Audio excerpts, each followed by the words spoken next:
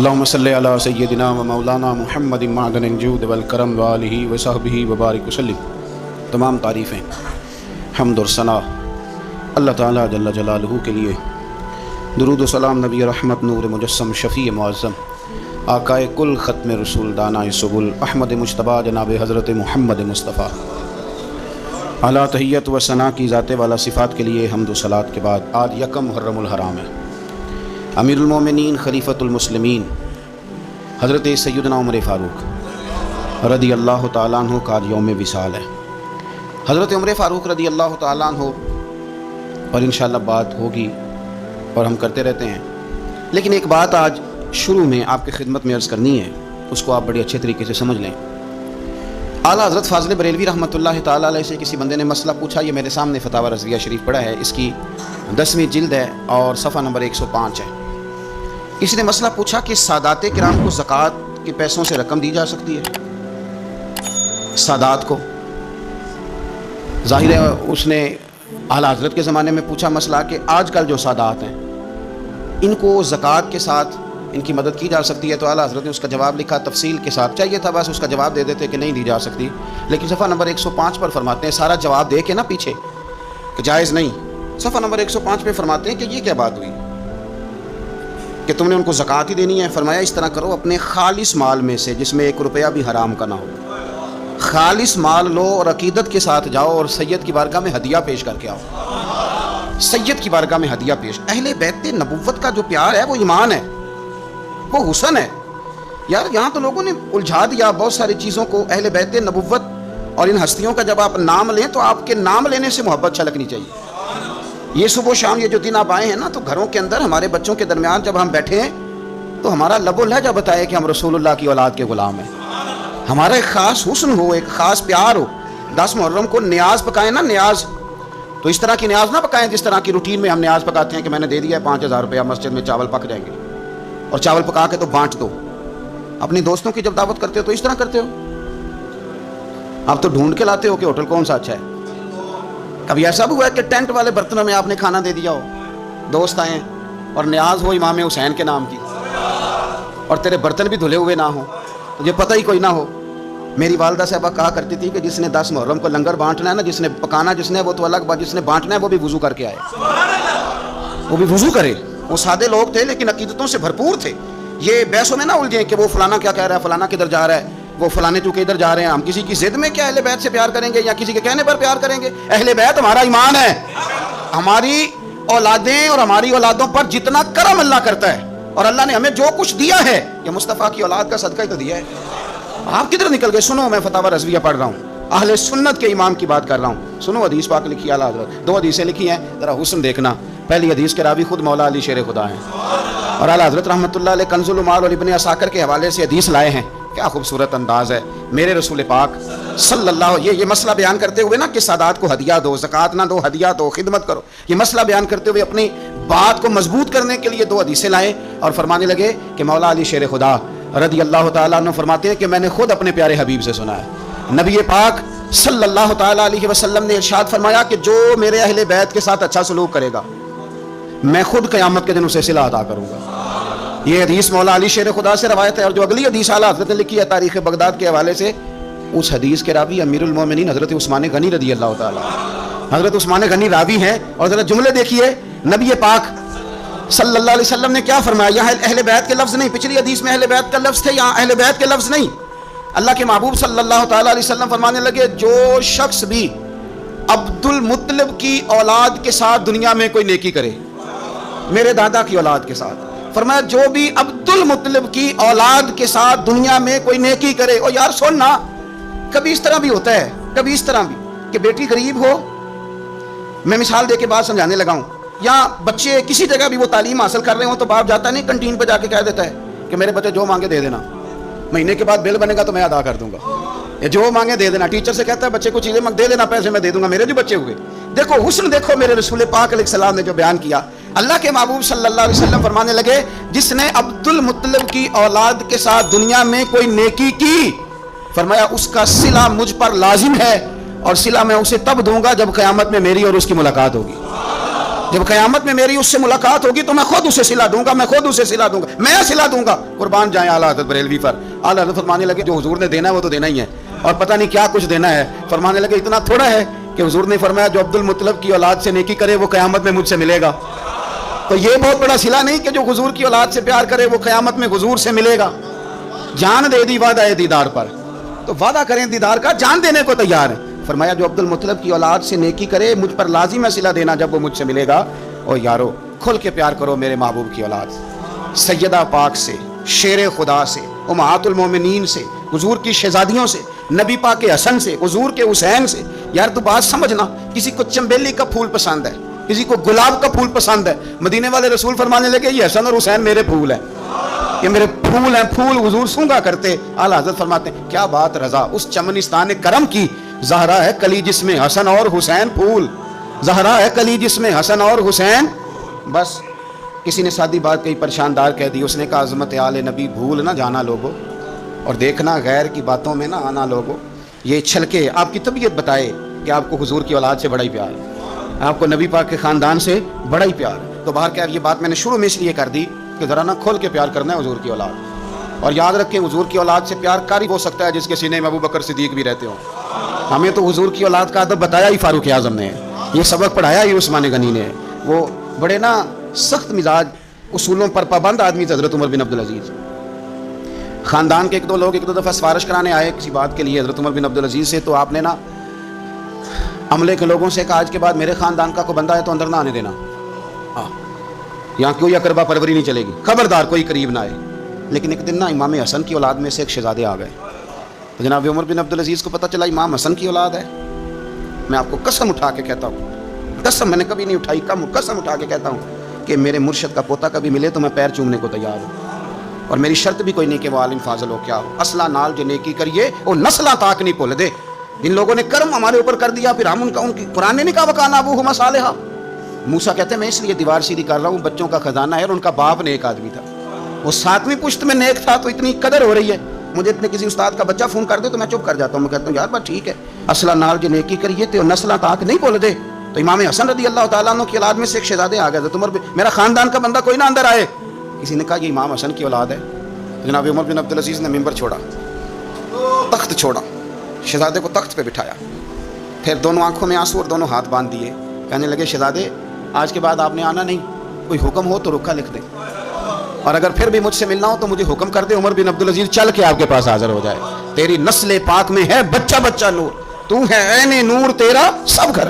تو ذرا ہوش سے ذرا تھوڑا سا نا ہماری کیفیت بتائے کہ ہمیں حضور کی اولاد سے بڑا ہی پیار ہے۔ اور ایک بات اور، سید کا بس صحیح العقیدہ ہونا شرط ہے، صحیح العقیدہ ہو، صاحب ایمان ہو، باقی آپ بحث نہ کریں کہ نمازیں کتنی پڑھتا ہے، عالم فاضل کتنا ہے۔ بزرگ فرماتے ہیں قرآن کا صفحہ اگر کبھی کیچڑ میں بھی گر جائے نا، اس پہ پیر نہیں رکھا جاتا، اسے پھر بھی دھو کے چوما ہی جاتا ہے، کیونکہ وہ صفحہ قرآن کا ہے۔ فرماتے ہیں تو سید پہ بحث نہ کر کے نیک کتنا ہے اور پرہیزگار کتنا ہے، کرتا کیا ہے، تو اپنے اعمال پہ غور کر، اور یہ سمجھ یہ کوئی عام نہیں، یہ خون رسول ہے۔ اعلیٰ حضرت حضور کے بچوں کی شان بیان کرتے ہیں تو کہتے ہیں آب تطہیر سے جس میں پودے جمے، یعنی یہ جو سیدہ فاطمہ کے بچے پیدا ہوئے ہیں تو یہ آب تطہیر سے جس میں پودے جمے، اس ریاض نجابت پہ لاکھوں سلام۔ تو بڑی تسلی سے، بڑے ذوق سے، بڑے شوق سے منقبت سنیں پورا یہ محرم کے دعوت۔ بحث نہیں کریں، مہربانی کرنی ہے آپ نے، بحث نہیں کرنی۔ میں نے آپ کو پہلے بھی بتایا تھا، پھر کہہ دیتا ہوں، میری اماں جی مینوں 10 محرم تو پہلے کہنا ٹوٹیاں لیا دے، کھیر بننی ہے، مینوں لین جانیاں پیندیاں سن۔ میں کہنا اماں جی میں پوچھیا اپنے استاداں نوں، پرات وچ بھی ختم ہو جاندا ہے، پتیلے 'چ بھی ہو جاندا ہے، چلو ٹوٹیاں کوئی فرض نے۔ اور مینوں کہنا کہ میں تینوں ایڈا مولوی منندی نہیں تو مینوں مسئلے نہ سنا، کل دا بال ہے، جا ٹوٹیاں لیا۔ تو 2-3 درجن ٹوٹیاں میں لا کے دیتا۔ میں نے ایک دن پوچھ لیا، میں نے کہا اماں جی حکمت کیا ہے، میرے ساتھ بڑا پیار تھا، اور چلیں بات درد کی طرف چلی جائے گی، رک جاتا ہوں، نہیں کرتا بات۔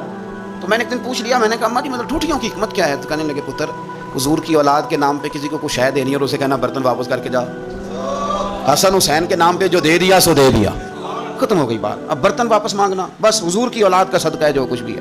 تو یہ وہ سادے لوگ تھے، پر ان کا نا مکان کچے عقیدے پکے، مکان کچے عقیدے، ان مکان پکے تے نال بحث، صبح و شام بحث جتنی مرضی کرا لو۔ اور ایسے ایسے بھی سیانے بندے دنیا میں ملے ہیں جن کا سیانف کے ساتھ دور دور تک کوئی رشتہ نہیں، لیکن بیچارے عقل میں رہ گئے ساری زندگی۔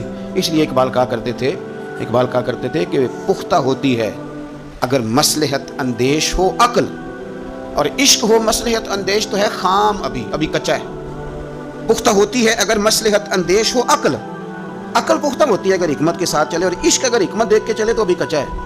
اور آگے اس کی وجہ بھی اقبال بیان کرتے ہیں اگلے شعر میں، پختہ ہوتی ہے اگر مصلحت اندیش ہو عقل، اور عشق ہو مصلحت اندیش تو ہے خام ابھی، بے خطر کود پڑا آتش نمرود میں عشق، عقل تھی محو تماشائے لبے بام. ابھی عقل تو ابھی سوچ رہی تھی کہ جانا چاہیے کہ نہیں جانا چاہیے، تو عشق نے چھلانگ لگا بھی دی. حضرت ابراہیم نے چھلانگ، وہ کہا تھا جبریل امین نے آپ دعائی کر لیں، تو فرمانے لگے اللہ کو نہیں پتا. کہوں تو تب نہ جب اسے پتہ نہ ہو. تو بے خطر کود. بہرحال دل میرا کہہ رہا ہے ادھر ہی رہ جاؤں، پر بات حضرت عمر کی کرنی ہے نا. حضرت فاروق اعظم جو ہے نا، حضرت عمر فاروق مسلمانوں اور مومنین کے لیڈر تو ہیں، لیکن حضرت عمر فاروق انسانیت کے رہنما ہیں بہت بڑے. حضرت عمر جس ہستی کا نام ہے، اس بندے نے انسانیت کے اصول وضع کیے، انسانیت کے. حضرت فاروق اعظم نے لوگوں کی بھلائی اپنا ذوق بنا لیا تھا، اور قرآن مجید نے کہا جو ایمان لانے کے بعد اچھے عمل کرے یہی ساری مخلوق سے بہتر لوگ. ان الذین آمنوا وعملوا الصالحات اولئک هم خیر البریہ. جو ایمان لانے کے بعد اچھے اعمال کرے وہی ساری مخلوق سے بہتر. حضرت عمر نے نا ایک ذوق بنا لیا تھا کہ میں نے اللہ کے بندوں کی خدمت کرنی اور اپنی ذمہ داری کو ادا کرنا. ہمارے ہاں معاشرے میں بہت سارے کام اس لیے خراب ہوتے ہیں کہ ہم نا احساس ذمہ داری بھول جاتے ہیں. میرا ادارہ ہے نا، تو میری ذمہ داری ہے، اس کے اندر کوئی کمزوری ہوتی ہے، کوئی غلطی ہوتی ہے، تو وہ اس کی سب سے بڑی وجہ یہ ہوتی ہے کہ میں سست ہو جاتا ہوں. مجھے پتہ ہے بہت سارے کام کئی دفعہ میں دیکھتا ہوں کہ صحیح نہیں ہوئے، تو بعد میں جب میں اندازہ لگاتا ہوں تو مجھے پتہ ہوتا ہے کہ یہاں میں سست ہو گیا. اگر میں کم سو لیتا 2 گھنٹے تو یہ کام ٹھیک ہو جاتا. یہ بہت سارے وزیر مشیر اور بہت سارے پیر اللہ ماشاء اللہ، ان کے نیچے کیوں خرابی ہو جاتی ہے بہت ساری؟ وہ اس لیے کہ وزراء کا مزاج نہیں ہوتا اسی والے کمرے سے باہر نکلنے کا. تو باہر جو طبقہ ہوتا ہے وہ پھر مرضی کرتا ہے. اگر یہ کڑی نگرانی کرے، ان کا ذوق بنے اور سستی چھوڑیں. ہمارے یہاں کئی دفعہ ایسے ہوتے ہیں، ہم بہت ساری ذمہ داریاں کبھی بچوں کی ماں پہ ڈال دیتے ہیں، کبھی جو ہے وہ چھوٹے بھائی پہ ڈال دیتے ہیں، کبھی کسی پہ ڈال دیتے ہیں. اس سے بڑے بڑے نقصانات ہوتے ہیں، بڑے. کسی دوست پہ کوئی ذمہ داری ڈال دی، وہ تیرا یار ہے، تیرا مخلص ہے، وہ سارا ٹھیک ہے، اور اس بیچارے کی ایک کمزوری یہ ہے کہ اس کے ساتھ ایک شیطان بھی رہتا ہے. ضروری نہیں کہ وہ جان بوجھ کے کوئی غلطی کرے، اس کی نگرانی کر، اس کا احتساب کر، اس پر توجہ دے کہ وہ کیا کر رہا ہے. حضرت فاروق اعظم رضی اللہ تعالیٰ نے چھوٹی چھوٹی باتوں پہ توجہ کی، اور آپ نے ایک اصول بنایا. ایک اصول آپ کو یہ مل جائے گا، ابن جوزی علیہ رحمٰن نے اس کو لکھا. حضرت عمر فرمایا کرتے تھے کہ حکومت چونکہ میری ہے تو ذمہ داری بھی. یہ نہیں فرماتے تھے کہ اداروں سے پوچھوں گا، متعلقہ آدمی سے پوچھوں گا، یہ نہیں فرماتے تھے. میں اس محکمے کے سربراہ کو، اس منسٹری کے وزیر کو، یہ بات نہیں ہوتی تھی. حکومت میری ہے تو ذمہ داری بھی میری ہے. حضرت عمر فاروق رضی اللہ تعالیٰ نے قانون بنایا، اور اس کو آپ سن لیتے ہیں، کبھی اس کو سمجھنا. انسان کو جو روٹی ملے گی، چھت ملے گی، دوائی ملے گی، کپڑا ملے گا، یہ ساری باتیں ٹھیک، لیکن حضرت عمر فرمانے لگے کہ اگر کوئی کتا بغیر پانی پیے مر گیا فرات کے کنارے صحرا میں، اس تک پانی نہیں پہنچا، انسان کی بات نہیں. یہاں تو عورتوں کو اسپتال میں جگہ نہیں ملتی تو وہ رکشے میں بچے پیدا کر لیتی. یہاں تو بہت سارے لوگ ایسے ہیں جنہیں دوائی میسر نہیں آتی اور وہ مر جاتے. کتا اگر میری حکومت میں پیاسا مر گیا تو عمر فرماتے ہیں اللہ مجھ سے پوچھے گا کہ ڈیوٹی تو تیری تھی نا، ذمہ داری تو آپ کے صاحبزادے کہتے ہیں کہ ایک اونٹ زخمی ہو گیا، کسی نے اسے زخمی کر دیا. تاریخ الخلفاء میں امام جلال الدین سیوطی علیہ رحمٰن نے لکھا ہے اونٹ زخمی ہو گیا، اونٹ کی نا گردن پر نشان لگ گیا زخم کا. اس زمانے میں طریقہ تھا کہ کپڑا جلا کے نا زخم پہ لگایا جاتا تھا. حضرت عمر فاروق رضی اللہ تعالیٰ عنہ نا، اب 60 سال عمر ہے، بوڑھے آدمی ہے، جسمانی طور پر بھی کمزوری آ جاتی ہے عمر کے حساب سے.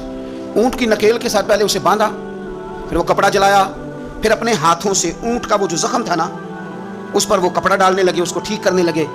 تو صاحبزادے آگے بڑھے، وہ کہنے لگے ابا جی یہ اونٹ ہے اور آپ اس کے زخم کو چھیڑ رہے ہیں، وہ آپ کو تکلیف بھی پہنچا سکتا ہے، تو یہ آپ 2-3 غلاموں کے ذمہ لگا دیں، وہ اس کے زخم پر دوائی مرہم پٹی کر دیں گے، یہ آپ کو کاٹ ہی نہ لے. تو کہتے ہیں حضرت عمر فاروق نے میری بات کو جھٹکا فرمانے لگے پیچھے ہٹ جا، حکومت میری ہے کہ غلاموں کی ہے، ذمہ داری میری ہے کہ غلاموں کی ہے. فرمایا پتر میں تو ڈر رہا ہوں کہ کہیں یہ اونٹ ہی قیامت میں میری شکایت نہ کر دے، یہ میری شکایت نہ کر دے کہ اللہ میں بیمار ہو گیا، زخم لگ گیا، حکومت عمر کی تھی اور کسی نے مجھے پوچھا ہی نہیں. میرے دوستو احساس ذمہ داری اب یقین کریں نکل گئی. ہم لاؤبالی لوگ ہیں، لاؤبالی. میں کبھی سفر کرتا ہوں بہت زیادہ، تو میرے جو ڈرائیور حضرات ہوتے ہیں وہ میرے ساتھ وقت گزارنا خاصا مشکل کام ہے، اس لیے کہ میں گاڑی مجھے چلانی نہیں آتی پر چلواتا اپنی مرضی کی ہوں. تو ان کی خواہش ہوتی ہے کہ میٹر پہ نظر نہ پڑے پیر صاحب کی. تو میں پچھلی سیٹ پہ بیٹھتا ہوں تو میں اس ترتیب سے بیٹھتا ہوں کہ مجھے پتہ چل جائے کہ میٹر اب کہاں پہنچا ہے، اس لیے کہ مجھے پتہ ہے خدا نہ خواستہ کسی جگہ کوئی معاملہ ہوگا نا اور میں بچوں کو بتاتا رہتا ہوں. ایک دفعہ ایک آدمی غلط کراس کر گیا اور بڑی مشکل سے بچے نے بریک لگائی. بچہ کہنے لگا اس کے قریب جا کے نا تو میں نے بھی اس کو اسی طرح سزا دینی ہے. تو میں نے کہا پتر تو بات کو سمجھ, اسے کوئی بھی کچھ نہیں کہے گا, اور ہمیں لوگ کہیں گے تو سیدھے سیانے بیانے ہونا. ہمیں اپنی ذمہ داریوں کا احساس کرنا چاہیے. جب ہم غیر ذمہ دار کسی جگہ بھی ہو جاتے ہیں تو حالات خراب ہو جاتے ہیں. حضرت فاروق اعظم رضی اللہ تعالیٰ نا چھوٹی چھوٹی باتوں کا خیال کرتے. دیکھیں نا امام مسجد, میں روز امام مسجد کے حقوق بیان کرتا ہوں, لیکن مجھے مسجدوں کے ائمہ سے شکوہ بھی ہے. وہ اپنے نمازیوں کا نہیں خیال کرتے, ان کی طبیعت کا نہیں لحاظ کرتے. ہم اگر تھوڑا سا لحاظ کریں ائمہ مساجد نمازیوں کا, نبی پاک علیہ السلام نے فرمایا کہ میرا دل کرتا ہے میں لمبی نماز پڑھاؤں, لیکن پھر مجھے خیال آتا ہے کہ پیچھے بوڑھے بھی ہیں, بیمار بھی ہیں, بچے بھی ہیں. میرا دل کرتا ہے لیکن میں لوگوں کی تکلیف کو دیکھتے ہوئے نماز مختصر پڑھاتا ہوں. ائمہ مساجد اگر تھوڑا سا غور کریں, پیار کریں لوگوں کے ساتھ, تو مسجد کے اندر ایک خوبصورتی والا ماحول. یار میرا مطلب ہے کچھ بندے ایسے ہوتے ہیں جو بیچارے غصہ کسی اور کا ہوتا ہے نکالتے مسجد آ کے ہوتے ہیں, تو گھر میں بھی تو دادا ابو کئی دفعہ اس طرح کر ہی لیتے ہیں نا. تو تھوڑا سا اگر ظرف بڑا ہو, حوصلہ ذرا بڑا ہو, آپ کو ہنسنا آتا ہو. نبی پاک صلی اللہ علیہ وسلم اکیلے بیٹھتے تھے تو متفکر بیٹھتے تھے, اکیلے ہوتے تھے تو سوچتے تھے, اکیلے ہوتے تھے تو سوچتے تھے. میری بات پہ غور کرنا, اکیلے ہوتے تھے تو سوچتے تھے, اور جب لوگوں کے بیچ بیٹھتے تھے تو ہنستے تھے. لوگوں کے بیچ آ کے منہ نہیں بنانا, وہ اکیلے آپ فکر کریں, غور کریں جو مرضی. اکیلے بیٹھتے تھے تو حضور تفکر کرتے تھے, لوگوں میں آتے تھے تو مسکرا کے آتے تھے. تو حضرت عمر فاروق اب 24 لاکھ مربع میل کا حکمران اور ہزاروں لوگ جس کے پیچھے نماز پڑھیں, وہ ایک ایک بندے کا خیال کرے, ممکن نہیں ہوتا. ایک بڑے جلیل القدر صحابی تھے حضرت سعید بن یربوع رضی اللہ تعالیٰ. حضرت عمر کے زمانے میں نا نابینا ہو گئے. حضرت فاروق اعظم رضی اللہ تعالیٰ عنہ لوگوں سے پوچھا کہ سعید نہیں نظر آ رہا ہے, اس کی حضور ان کی بینائی چلی گئی ہے. جناب عمر گھر گئے, تعزیت کی, آپ کو تکلیف پہنچی, اللہ آپ کا بھلا کرے. آپ ان سے پوچھتے ہیں بھائی یہاں تو کوئی سپاہی چلا جائے نا دنیا سے, تو کوئی صوبائی وزیر یا کوئی افسر آ جائے بس کافی ہے, وزیر اعظم صاحب کے پاس کہاں وقت ہے. وہ کہتے ہیں 2 منسٹر بھیج دیے تھے, بات ختم ہو گئی. حضرت عمر خود گئے, صحابی کی آنکھیں چلی گئی تھیں, اور جا کر کے اسے کہنے لگے کہ اب آپ مسجد کیسے آئے جائیں گے. انہوں نے کہا حضور یہ تو میرے لیے بڑی تکلیف والا معاملہ ہے, نابینا ہو گیا ہوں, تنہا تو جا نہیں سکتا, قربان جاؤں سیدنا فاروق اعظم پر. حضرت عمر فاروق رضی اللہ تعالیٰ عنہ نے ایک بندے کی باقاعدہ ڈیوٹی لگائی. فرمانے لگے تیری آج کے بعد ذمہ داری ہے 5 وقت حضرت سعید کا بازو تھامنا ہے, تو انہیں مسجد پہنچانا ہے, اور 5 وقت ان کو گھر لے کے آنا ہے. اور فرمایا یاد رکھنا, یہ نہ سمجھنا کہ میں آرڈر دے کے بھول جاؤں گا, میں ہر ہفتے تم سے پوچھا بھی کروں گا کہ تم نے سعید کے ساتھ کیا سلوک کیا. تو چھوٹی چھوٹی چیزوں کا فوجی, جیسے کہ میں نے پہلے کہا ہے, اس سال کے بعد نا کبھی کوئی تقریب ہوتی ہے تو بلا کے نا فوجیوں کے بچوں کو, ان کی ماں کو, تو ایک تمغہ دے دیا جاتا ہے, پھر چھٹی. کبھی کسی نے پوچھا ہے کہ یتیمی میں بچوں کا کیا حال ہوا, کبھی کسی نے پوچھا ہے کہ پھر پیچھے کیا حالات ہیں. میں کوئی لسٹ نہیں بیان کرتا, لیکن میں ثبوت رکھتا ہوں کہ جن کے لیے ترانے پڑے گئے اور بہت بڑی انٹرنیشنل کانفرنسیں کی گئیں اور میڈیا میں بڑا کچھ دکھایا گیا, ان کے بچوں پر وہ وقت بھی آیا کہ انہوں نے روٹی مانگ کے کھائی. یہ فوٹو سیشن کرانا آسان کام ہے, لیکن ان کا خیال رکھنا یہ مشکل کام ہے, مشکل کام ہے. بھیج دیا کسی کو, وزیر کو, جا چیک دیا جا کے شہید کی بیوہ کو, وہ فلاں آدمی پولیس میں شہید ہو گیا, تو وہ بیوہ بعد میں بتا رہی ہے کہ وہ چیک میں نے 5 دفعہ بینک بھیجا ہے, وہ کیش ہی نہیں ہوتا, کیونکہ فوٹو تو آ گئی, بات تو ختم ہو گئی. اور آپ کے ملک میں اس طرح بھی ہوا کہ ایک شہید کے لیے سیمینار ہوا, بہت بڑا تمغہ دیا گیا, اس کی والدہ کو بلایا گیا, اور جب تک تو کیمرے چل رہے تھے تو تب تک تو اس کو بڑا اعزاز تھا, ترانہ بھی بج رہا تھا, بندے آنسو بھی بہا رہے تھے. اور جب ختم ہو گیا سارا کچھ, تو پھر اس کی ماں کو نا کونے میں زمین پہ بٹھا کے, وہ ویڈیو آ گئی اس کی, وہ زمین پہ بٹھا کے نا دور اس کی ماں کو, جس کا بیٹا ملت پر, قوم پر, مذہب پر قربان ہوا, اس کو زمین پہ بٹھا کے, تو اس کے ہاتھ میں روٹی پکڑائی گئی اور چھوٹے سے ایک برتن میں سالن ڈال کے اس کے آگے رکھا گیا. تو وہ دیہاتی عورت, سب لوگ موج سے کھانا کھا رہے ہیں, جو مہمان خصوصی ہیں روٹی کھا رہے ہیں, جو تمغے دینے آئے, اور جو لینے آئی ہیں اس کو وہاں بٹھا دیا. پھر وہ کسی نے ویڈیو بنا کے جب نیٹ پہ ڈال دی, تو پھر کہا گیا کہ ہم نے نوٹس لے لیا ہے. وہ پتہ نہیں کس بلا کا نام ہے, ہم نے نوٹس لے لیا ہے. وہ کیا ہوتا ہے ہمیں تو نہیں پتا, آج تک اس کا کوئی نتیجہ نکلا ہو. کیا نوٹس لیا, کیا بات آئی سامنے, کچھ بھی نہیں. وہ جی پتہ کر رہے ہیں, وہ 2-4 بندوں کی کمیٹی بنا دی ہے, وہ کمیٹی خیال کرے گی. کیا صاحب آپ بات کرتے ہیں. آؤ میں آپ کو نبی پاک علیہ وسلم کے اس شاندار غلام کی بات بتاؤں. صحیح بخاری میں حدیث, صحابہ کہتے ہیں حضرت عمر فاروق رضی اللہ تعالیٰ عنہ کے پاس ایک خاتون روتی ہوئی آئی, کہنے لگی خامد میرا شہید ہو گیا اور 4-5 بیٹیاں چھوڑ گیا, تو گھر میں تو بکری کا کھور بھی نہیں, کوئی چیز نہیں کھانے پینے کے لیے. فاروق اعظم رضی اللہ تعالیٰ عنہ نے کمیٹی نہیں بنائی, چیک نہیں دیا, وہ ایک اچھا سا اور ایک خوبصورت سے پیکج کا اعلان نہیں فرمایا, بلکہ فاروق اعظم نے ایک اچھا تازہ تگڑا اونٹ مال غنیمت کے اونٹوں میں سے لیا, اور 2 بوریاں اپنے ہاتھوں سے اچھے راشن کی بھری, اس کے اندر ڈھیر سارے نگد پیسے بوریوں میں ڈالے اور وہ دونوں بوریاں اونٹ کے اوپر اپنے ہاتھوں سے، بخاری پڑھ رہا ہوں، ان کی رسیاں باندھی، پھر اس عورت کے ہاتھ وہ لگام تھمائی اور اسے کہا پتر میں نے تجھے اتنا مال دے دیا ہے کہ جب تک یہ ختم ہوگا نا انشاءاللہ تب تک تیرے حالات بھی اللہ بدل دے گا، تیرے دن بدل جائیں گے جب تک یہ ختم ہوگا۔ وہ خاتون جانے لگی تو آپ فرمانے لگے بیٹا اونٹ نہیں واپس بھیجنا، یہ بھی تیرا ہی ہے، دے دیا تجھے۔ اب چلے گئی وہ خاتون، تو صحابہ کہتے ہیں ہم نے پوچھا کہ جناب آپ تو بڑے کفایت شعار ہیں، آپ تو بڑی بانٹ کے چیزیں دیتے ہیں، تو آپ نے اس بچی کو اتنا کچھ دے دیا اور بیک وقت دے دیا اور واقعی بہت زیادہ دے دیا اور نقدی پیسے بھی دے دیے۔ حضرت عمر فرمانے لگے تم نہیں نہ جانتے، میں جانتا ہوں، یہ میرے نبی پاک کے صحابی حضرت خفاف بن ایمار رضی اللہ تعالیٰ عنہ کی صاحبزادی ہے، اور میں نے حدیبیہ کے مقام کے اس کے باپ کو حضور کی خدمت کرتے دیکھا ہے، میں نے انہیں جنگیں لڑتے دیکھا ہے، اس کے باپ کو، اس کے بھائی کو۔ فرمایا وہ تو بچی آئی ہے تو میں تمہیں کیا بتاؤں، مجھے تو تکلیف شروع ہو گئی ہے کہ اسے آنا کیوں پڑا ہے، خود آگے بڑھ کے میں کیوں خدمت نہیں کر سکا، اسے آنا کیوں پڑا۔ عزیز دوستو یاد رکھنا، اصلہ نال جو نیکی کریے تے نسلاں تاک، کچھ لوگ ایسے ہوتے ہیں جنہیں قدر ہوتی ہے، وہ قربان کر دیتے ہیں ہر شے، لیکن اصولوں پر کبھی سمجھوتا نہیں کرتے۔ حضرت سیدنا فاروق اعظم رضی اللہ تعالیٰ عنہ نے اتنا نوازا اس بچے، اور پھر اثار کر کے نوازتے تھے۔ ہمارا یہ مزاج بن گیا کہ جو شے بھی آئے پہلے میرے گھر آئے، اور لوگ کئی دفعہ گھر بچاتے بچاتے سارا کچھ ضائع کر بیٹھتے ہیں، ہر شے، ہر چیز، حتیٰ کہ معاذ اللہ دین ایمان، دعائیں بھی، پیسہ بچ جائے، گھر بچ جائے، باقی جو شے جاتی ہے وہ جائے۔ لیکن سیدنا فاروق اعظم کا رنگ بڑا انوکھا ہے، انداز بڑا نرالا ہے۔ ایک جگہ سے نا چادریں آئیں بہت ساری،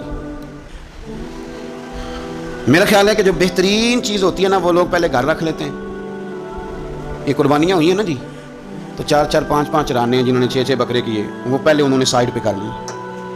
مجھے ایک سنگی بتانے لگے کہ اس دفعہ آپ کی دعا سے خیر ہوئی ہے، ہم نے مکس کر کے گوشت بانٹا ہے، ورنہ پہلے اسی طرح کرتے تھے کہ جو رانے ہیں نا وہ ساری سائڈ پہ کرو اور باقی پھر اکٹھا کر کے اللہ کے راستے میں دے دو۔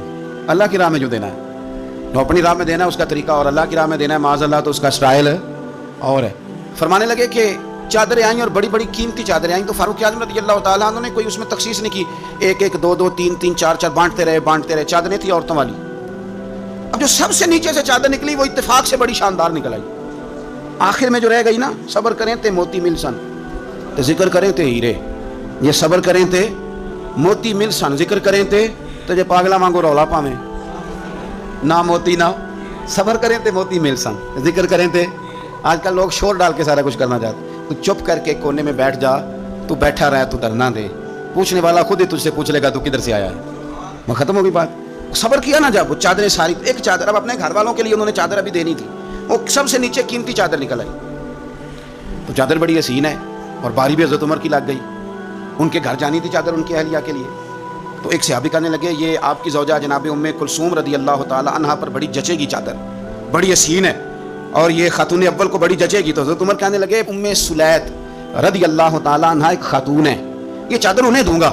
کہا ان کو کیوں دیں گے؟ فرمانے لگے اس لیے کہ احد میں جب بہت سارے لوگ زخمی ہو گئے تھے تو میں نے اس بی بی کو دیکھا تھا مسکیزہ اٹھا کے نبی پاک کے غلاموں کو پانی پلا رہی تھی، تو یہ خوبصورت چادر اس کے حصے میں آئے گی جس نے رسول اللہ کے دین کی خدمت کی۔ وہ حضرت عمر نے بتایا جو حضور کے دین کی خدمت کرتے رہے ہم ان کی خدمت کرتے رہے۔ فوجیوں کو بھیجتے تھے نا جب آپ جہاد پر، تو پیچھے سے فوجیوں کے گھروں میں جاتے تھے صبح خود، میں پہلے کہہ چکا ہوں کہ یہ نہیں کہتے تھے کہ محکمے والوں کی ڈیوٹی لگا دیے، خود جاتے تھے اور فوجیوں کے گھر والوں سے پوچھتے تھے کوئی سبزی تو نہیں منگانی، کہ نہیں حضرت عمر کوئی سودا تو نہیں منگانا؟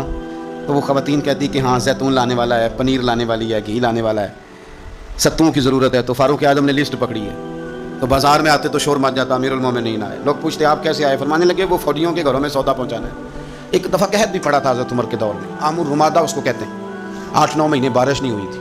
حضرت عمر فاروق نہ شروع سے زیتون استعمال نہیں کرتے تھے، کچھ بندے کچھ چیزیں نہیں نہ کھا سکتے، ان کا مزاج نہیں ہوتا، میرا بھائی ہے گوشت نہیں کھاتا، میرا ایک بیٹا ہے سوائے گوشت کے کوئی شے نہیں کھاتا، اب یہ فرق ہے، کوئی کچھ کھاتا ہے اور کوئی کچھ کھاتا ہے، اب اس کا کیا کیا جائے؟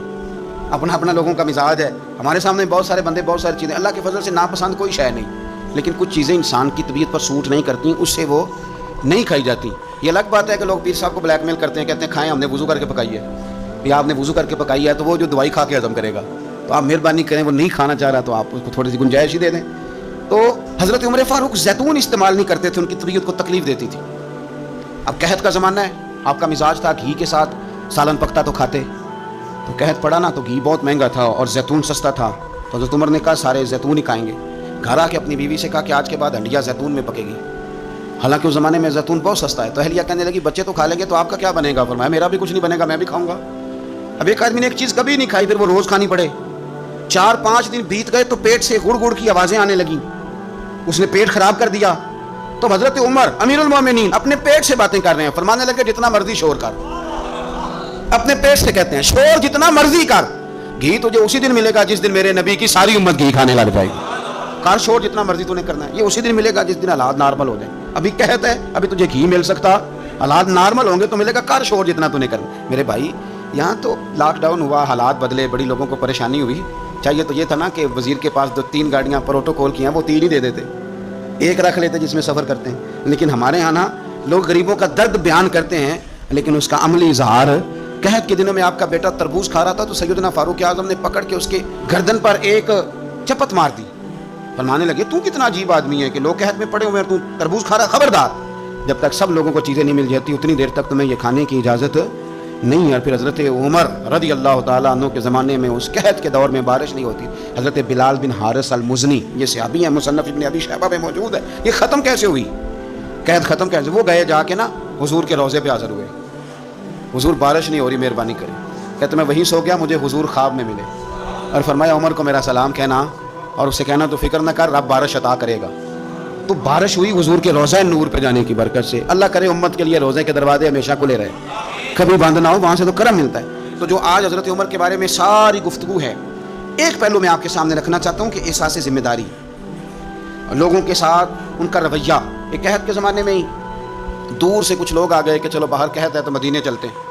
انہوں نے آ کے باہر ڈیرا لگا لیا. حضرت عمر کو پتہ چلا کچھ مسافر بھی آ گئے, تو آپ نے کھانے پینے کا سامان اٹھایا, پشت پہ رکھا, کندھے پہ تو جا رہے ہیں. جناب ابو ہریرہ فرماتے ہیں عمر بھی تھے, ان کے خادم بھی تھے. میں نے پوچھ لیا کہاں جا رہے ہو؟ تو کہنے لگے پیچھے مڑ کے ابو ہریرہ ہے. میں نے کہا جی. کہنے لگے ادھر آ یار, میں تھک گیا ہوں, تھوڑا سا سامان تو بھی اٹھا, چل میرے ساتھ. کہتے میں نے تو پوچھ لیا تھا, میں بھی قابو آ گیا. وہ سامان اٹھایا, جہاں قافلہ ٹھہرا تھا وہاں گئے اور جا کر کے نا حضرت عمر نے مجھے کہا لاؤ لکڑیاں. کہتے ہم لکڑیاں اکٹھی کر کے لائے تو عمر نے خود آگ جلائی. پھر فاروق اعظم نے خود کھانا پکایا اور فرمایا جب وہ مہمان روٹی کھا رہے تھے تو عمر رو رہے تھے. ہم نے کہا حضور روتے کیوں ہیں؟ فرمانے لگے جب رب کے بھوکے بندے روٹی کھا لیتے ہیں تو اللہ راضی بڑا ہوتا ہے. تو سوچتا ہوں مجھ چھوٹے آدمی کو رب کریم نے کتنا اعزاز دیا ہے کہ میری وجہ سے آج ان بھوکوں نے کھانا کھایا. تو میرے عزیزو, جناب فاروق اعظم نے ہمیں یہ درس دیا کہ احساس ذمہ داری زندگی میں پیدا کریں. ہم نے بہت سارے کام اس لیے خراب کیے کہ ہم سست ہو گئے, ہم نے وہ ذمہ داری کسی اور کی لگا دی. ہم نے ساری زندگی پروٹوکول تلاش کیا, عزت تلاش کی. ہم نے لوگوں کو شیشے میں اتارنے کا طریقہ سیکھا.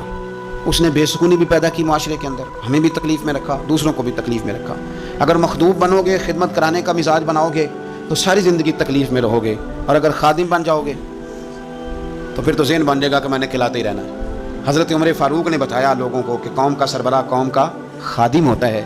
انہیں خدمت کر کے لوگوں کو بتایا کہ اس طرح کر کے اگر اپنی زندگی کو ترتیب دو گے نا پھر تمہارے لیے جینا آسان ہو جائے گا. اور کسی بڑے آدمی کا طریقہ بھی یہی ہوتا ہے کہ وہ اس طرح کے طریقے اپنائے کہ ذوق بڑھے. حضرت عمر کو لوگ کام کرتے ہوئے دیکھتے تھے تو ان کا ذوق بڑھتا تھا, ان کا بھی دل کرتا تھا. وہ کہا تھا نا اقبال نے, وہی ہے تیرے زمانے کا امام برحق جو تجھے حاضر و موجود سے بیزار کرے اور موت کی شکل میں دکھلا کے تجھے جلوہ یار, زندگی تیرے لیے اور بھی دشوار کرے, مشکل کر دے تیرے لیے جینا. وہی ہے تیرے زمانے کا امام برحق. تو حضرت فاروق اعظم کے اس کردار کو سمجھیں. دعا ہے اللہ تعالی ہمیں ان کے نقش قدم چلنے کی توفیق عطا فرمائے. آخر دعوانا